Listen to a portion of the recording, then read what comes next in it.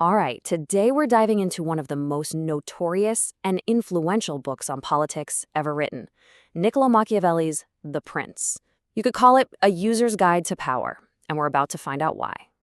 And boom, right off the bat, we get hit with its most famous and maybe its most chilling piece of advice. This one line has pretty much defined the book's reputation for over 500 years as this cold, calculating manual for tyrants. But is that really the whole story? See, to really get the prince, you have to peel back the layers. You've got to separate the man from the myth that's grown around him. Was Machiavelli actually a teacher of evil, or was he something else? Maybe something more like a political realist? I mean, just think about it for a second. The guy's name literally became an adjective for being treacherous and sneaky in politics. When you call someone Machiavellian, it's never, ever a compliment, right? It means they're ruthless, that they'll do anything to get power. So you have to ask, was he just writing a blueprint for dictators? Well, the real answer isn't so much in what he wrote, but in why he wrote it. And to understand that, we've got to look at the world he was living in. So here's the twist that most people don't know. The Prince, it wasn't really written for the history books. It was written for a very specific audience and for a really, really desperate reason. You see, for years, Machiavelli was a big deal. He was a top diplomat for the Florentine Republic, a total political insider. But then, in 1512, his entire world just fell apart. The super powerful Medici family came back into power, he got accused of conspiracy, thrown in prison, tortured, and then exiled from his own city. So, from exile, totally broke and powerless, he writes a letter to his friend and lays out his plan. He says he's poured every single thing he learned about how states really work into this small work, and he's hoping a new prince might find it useful. And that is the absolute key to understanding this book. The Prince wasn't some evil genius's master plan. It was basically a resume. It was a Hail Mary of a job application, written by a desperate, out-of-work politician for the very same family that had just ruined his life. All just to prove he was still useful and to get his old job back. Okay, so keeping that context in mind, that this is a job application, let's revisit his most infamous piece of advice, the whole choice between being loved and being feared. Machiavelli's logic here is just brutally pragmatic. He basically says, love is flimsy. People are loyal to you out of love only when it's easy for them. But fear is built on something a ruler can always, always control, the threat of punishment. It never fails.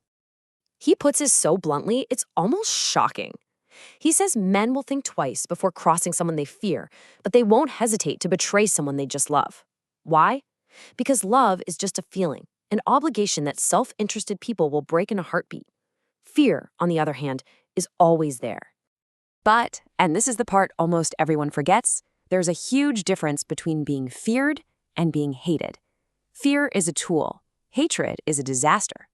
A hated prince is just asking for a rebellion. And what makes people truly hate their ruler? Taking their stuff and messing with their families. So fear keeps them in line, but hatred will turn them against you. It's a fine line. This whole idea leads directly to his next big concept, which is this fantastic animal metaphor that explains the two sides a successful ruler has to have. So, Machiavelli says a prince has to learn to be a beast. And not just one beast, but two.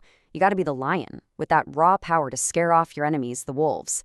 But you also have to be the fox, who's clever and cunning enough to see the traps before you step in them.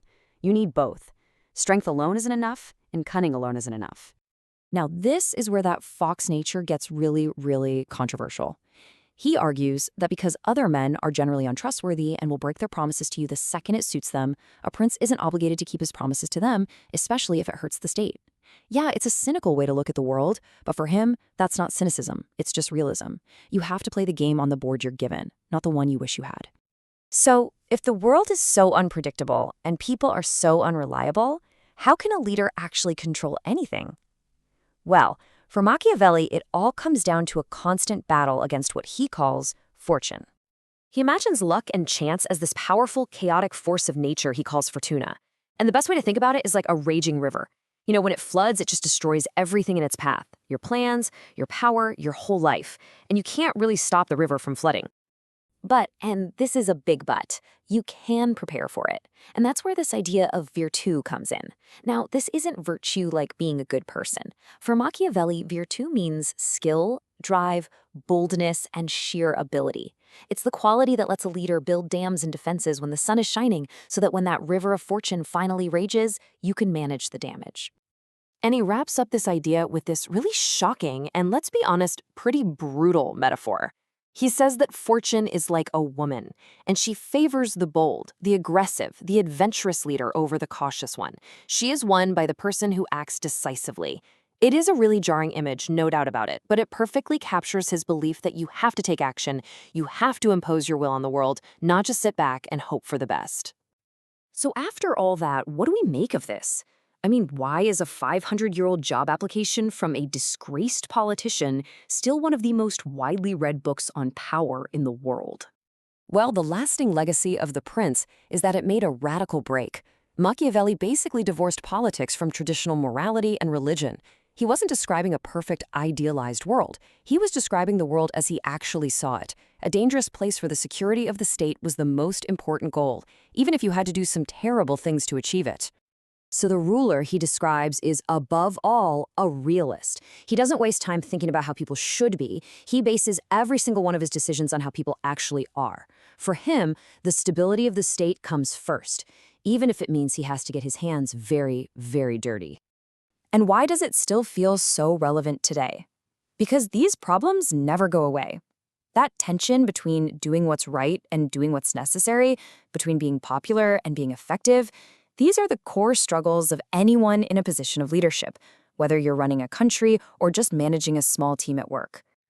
And that leads us to the final, really uncomfortable question that Machiavelli forces every one of us to think about. In a world that is often harsh and unfair, is it really possible to succeed, to protect the things you care about, without being at least a little bit Machiavellian? That's the question the prince has been asking us for 500 years.